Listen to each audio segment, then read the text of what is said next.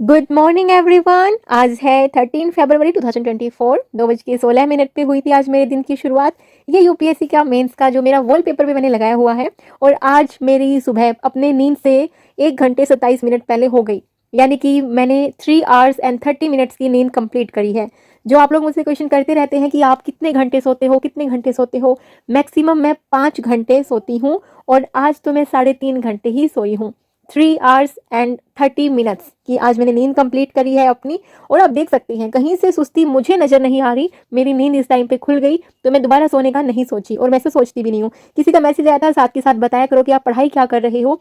Agenda 21 environment and ecology में एक topic है अर्थ समिट, जो 1992 में हुआ था। उसमें बहुत सारे डिसीजन लिए गए थे, उनमें से एक है एजेंडा 21। तो उसी को मैं अभी कंप्लीट कर रही हूँ। स्टडी को इफेक्टिव बनाने के लिए सबसे पहली चीज़ आपके फ़ोन की आपको काम आ सकती है, ये स्टॉप वॉच। जब भी पढ़ाई स्टार्ट करने बैठें, इसको ऑन कर दें, टाइमर चलता रहेगा। जब भी पढ़ाई के लिए ब्रेक लें, इसको यहाँ से पॉज कर दें। इससे आपका पूरे दिन का ट्रैक रहेगा। आप किसी भ्रम में नहीं रहेंगे कि आप पढ़ने के लिए सोचते तो हैं 8 घंटे, 10 घंटे, 12 घंटे, और आप पढ़ नहीं पाते होंगे 5 घंटे भी, 4 घंटे भी। तो ये आप अपने फ़ोन से अपनी पढ़ाई पे ट्रैक रख सकते हैं, और इससे आप एक्टिव भी रहेंगे। मान लिया आप कभी आप पढ़ने के लिए बैठे और आपका पढ़ने का मन नहीं कर रहा है, तो आपको पता है कि आपका ये टाइमर चल रहा है। अगर आप अभी नहीं पढ़ रहे तो आपको इसको बंद करना पड़ेगा, और आपके वो स्टडी आवर्स फिर कम हो जाएंगे, और जब रात को इसको चेक करोगे तो आपको बहुत रिग्रेट फील होने वाला है। तो आप ये एक चीज़ ट्राई कर सकते हैं अपनी स्टडी को और भी इफेक्टिव बनाने के लिए। सेकंड चीज़ जो मैं आपको दिखाना चाहती हूँ कि आपको कभी ऐसा लगे कि नींद आ रही है, मतलब पढ़ाई करते हुए, या फिर बोरिंग फील हो रहे हैं, तो कोई कोई टीचर ऐसे होते हैं जिनको आप अपना मेंटर कह सकते हैं, टीचर कह सकते हैं, जो आपके मूड को रिफ्रेश कर देते हैं। भले ही आपका इंग्लिश मीडियम हो, हिंदी मीडियम हो, कुछ भी हो, लेकिन कोई टीचर आपको ऐसा मिल जाए। जैसे मेरा जो मेन मीडियम है वो इंग्लिश है, और आप में से बहुत सारे लोगों ने ये कमेंट भी किया था, पूछा था कि इंग्लिश मीडियम और हिंदी मीडियम किससे आप पेपर दे रहे हैं, तो मैं इंग्लिश मीडियम से दे रही हूँ। लेकिन मैं मीडियम को बाधा नहीं बनने देती कुछ भी सीखने के लिए। मैं सीखती हूँ तो मुझे हिंदी वाला कंटेंट मिल जाता है, मैं वहाँ से भी सीख लेती हूँ। इंग्लिश वाला मिलता है, वहाँ से तो सीखती ही हूँ। अच्छा, अभी देखिए कि जैसे मैंने ये वाला टॉपिक ना बुक से किया, एक दूसरे वीडियो को भी रेफर किया जो आपने स्टार्टिंग में मैंने दिखाया था कि स्टडी आईक्यू से मैं कर रही थी। ओके, उसके बाद फिर थोड़ा सा ऐसे फील होते हैं ना 40-50 मिनट बाद कि यार थोड़ा सा, मतलब जैसे नींद से आप बोल सकते हैं, पढ़ाई बोरिंग लग सकती है, हर किसी के साथ ऐसा हो सकता है।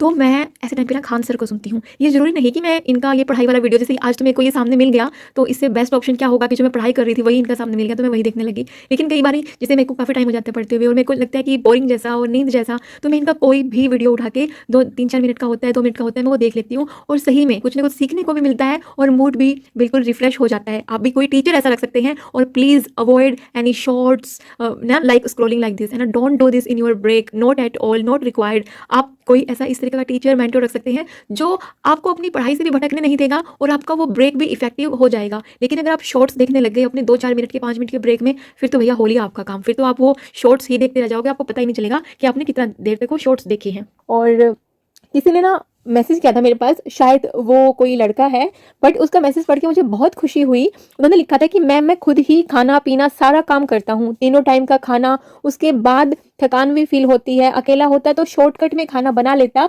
लेकिन पापा भी साथ में होते हैं, वो ऑफिस जाते हैं तो डेली खाना पीना तीनों टाइम का बनाना पड़ता है।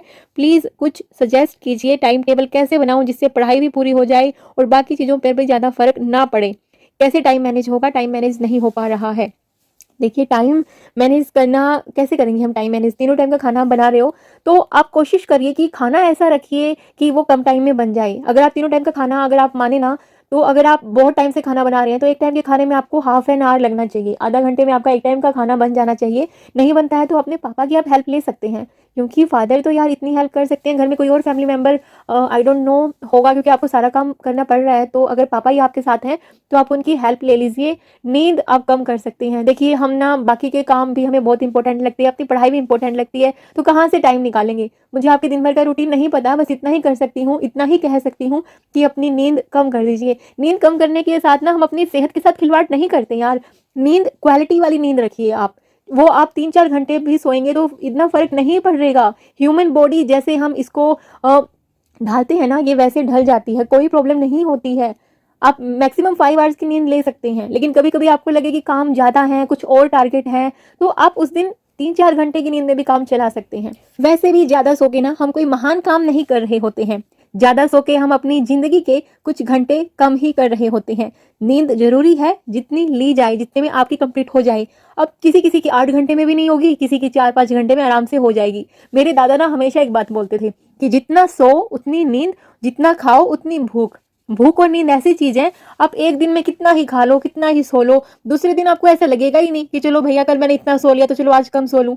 जो जितना सोएगा उसको उतनी ही नींद आएगी, जो जितना खाता रहेगा उसको उतनी ही भूख लगती रहेगी। कंट्रोल करना चाहे तो कहीं पे भी कंट्रोल कर ले, खुद पे लगाम लगाने की बात है बस। आप में से किसी ने मुझसे क्वेश्चन किया था कि नोट्स कैसे बनाने चाहिए। देखिए, हर किसी का नोट्स बनाने का तरीका अलग होता है। मेरे नोट्स बनाने के कुछ रूल हैं।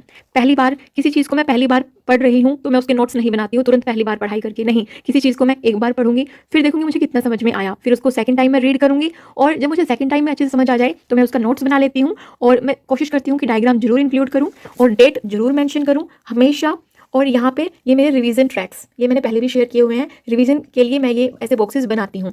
अच्छा, अभी कोई चीज़ मुझे सेकंड टाइम में समझ में आती है तो मैं उसका नोट्स बना लेती हूँ। सेकंड टाइम में नहीं आएगी तो मैं उसकी थर्ड रीडिंग भी कर लूँगी। टॉपिक में कहाँ कहाँ से करती हूँ, सबसे पहले कोशिश करती हूँ बुक से हो जाए। बुक से कंटेंट अच्छा मिल जाता है, बहुत अच्छी बात है, उसको हाईलाइट कर लेती हूँ। उसके बाद मुझे लगता है कि थोड़ी बहुत कहीं ना कहीं कसर रह गई है तो मैं वीडियो का सहारा भी ले लेती हूँ, और दोनों को मिला जुला के फिर मैं अपने नोट्स बना लेती हूँ। थोड़ा बहुत कलरफुल पेन का सहारा ले लेती हूँ। यूँ तो मेरा इंग्लिश मीडियम है, बट मैं हिंदी के वर्ड्स का भी सहारा ले लेती हूँ, क्योंकि इससे ना पढ़ाई और भी इफेक्टिव हो जाती है। मेरी तो हो जाती है, और आप इनमें से कोई टिप आपके काम आई तो आप यूज़ कर सकते हैं। 8 बजे के बाद ना पढ़ाई थोड़ी सी टुकड़ों वाली हो रही थी। कहीं पे ढोकले की तैयारी हो रही थी, कहीं पे पढ़ाई हो रही थी, फिर बीच में ढोकला बन के तैयार हो गया, फिर कॉफ़ी की तैयारी स्टार्ट हो गई। अच्छा, मैं आपको ना अभी अपनी कुछ बुक्स शेयर करने वाली हूँ।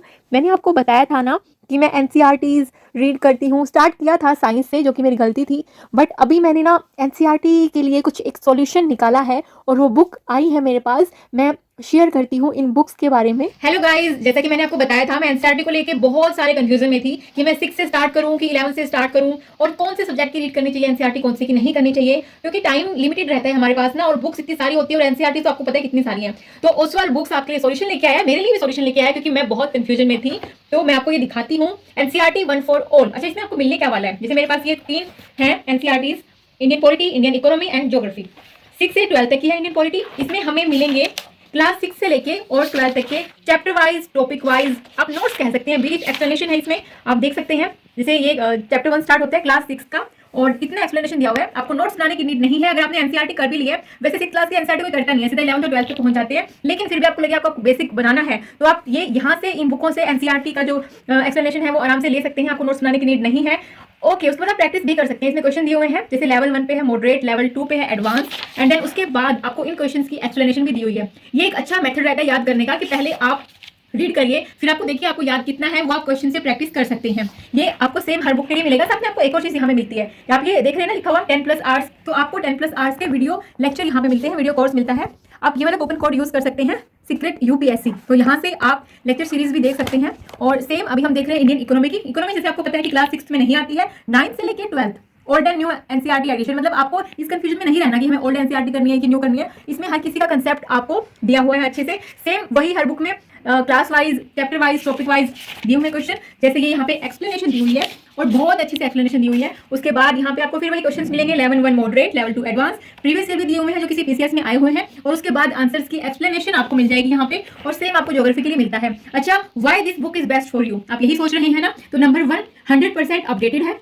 आप चाहे यूपीएससी की तैयारी कर रहे हो, स्टेट पीसीएस की तैयारी कर रहे हो, एनसीईआरटी हमें पता है हर किसी के लिए जरूरी होती है, तो आप इनके साथ जा सकते हैं। अगर आपको एनसीईआरटी करने में कुछ भी कंफ्यूजन है कि हम इतनी सारी बुकें कैसे करें, तो आपको इतनी सारी बुक्स करने की जरूरत नहीं है। इंडियन पॉलिटी के लिए 6 to 12 के लिए आपको इतनी सारी बुक्स करने की जरूरत नहीं है, आप ये कर सकते हैं। और उसके बाद एम लक्ष्मी का आप आराम से समझ सकते हैं। सेम आप ज्योग्राफी के लिए कर सकते हैं, और एक ही बुक हमें रीड करनी होती है ना, तो माइंड में वो प्रेशर भी नहीं होता, क्योंकि हमें लगता है कि बस एक ही बुक तो करनी है, और वो इजीली हम कर लेते हैं। जबकि हमारे पास अगर 6 से लेकर 12 की इतनी सारी बुक्स रखी हो एक ही सब्जेक्ट की, तो पहले ही हमारे माइंड में हो जाता है कि इतनी सारी बुक्स और कैसे होंगी इतने कम टाइम में। अच्छा, अब हम यहीं पे आ जाते हैं, बात करते हैं वापस कि आप प्रैक्टिस कर सकते हो। 1500+ एमसीक्यूज मिलते हैं हर बुक में, क्रिस्प रिवीजन आप कर सकते हो चैप्टर वाइज, और आप इसमें वैल्यूएबल एडिशन भी कुछ है, क्योंकि एक्सप्लेनेशन दी हुई है हर क्वेश्चन की।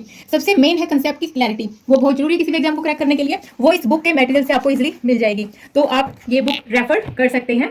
गाइस, आज तक मैंने आपको ऐसे वाले टिप दिए नहीं है, बट मेरे को आज मैं दे देती हूँ। अगर आपके पास ना मेहंदी लगाने के लिए, मेहंदी इन द सेंस ये कलर लगाने के लिए ब्रश ना होना, तो घर पे कोई भी टूथ वाला ब्रश हो, टूथ ब्रश, तो आप इस तरीके से उसको बैंड करके, और कैमरामैन फोकस करो, इस तरीके से बैंड करके, और आप इजीली अप्लाई कर सकते हैं घर में किसी को, अपनी मम्मी को, जिसको जरूरत हो मेहंदी लगवाने की, कलर लगवाने की, और ब्रश ना हो आपके पास, तो ये काम आ सकता है। जब इरादा बना लिया मैंने ऊंची उड़ान का, फिर देखना फिजूल है कद आसमान का।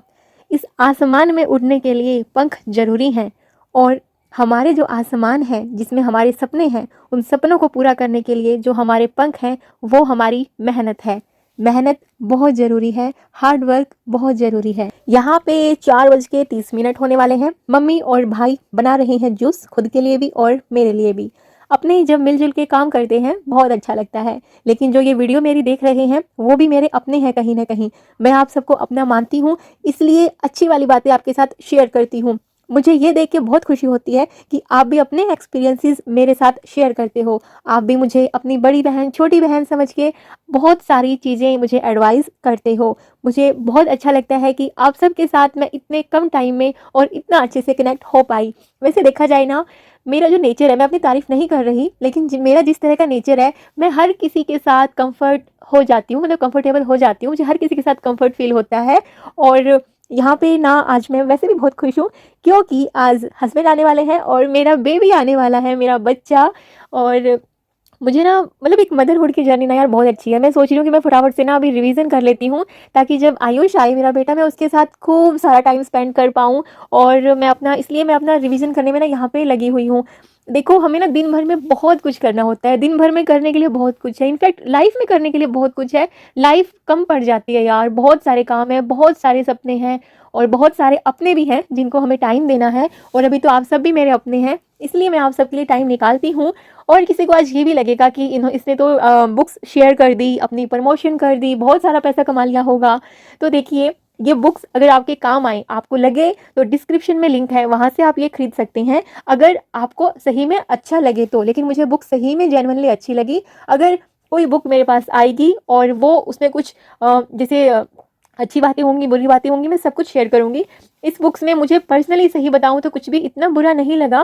प्राइस वाइज आप सोच सकते हैं, बट इतनी महंगी भी नहीं है यार, आप देख सकते हैं। आपको अच्छा लगे जेन्युइनली तो ही आप खरीदना, नहीं तो कोई नीड नहीं है। लेकिन बहुत सारी एनसीईआरटीज होती है ना, आप देख सकते हैं, वो हम टाइम इतना नहीं मिलता है, ठीक है ना। तो आप इनको देखना, अगर अच्छा लगे तो ठीक है, नहीं तो कोई नीड नहीं है।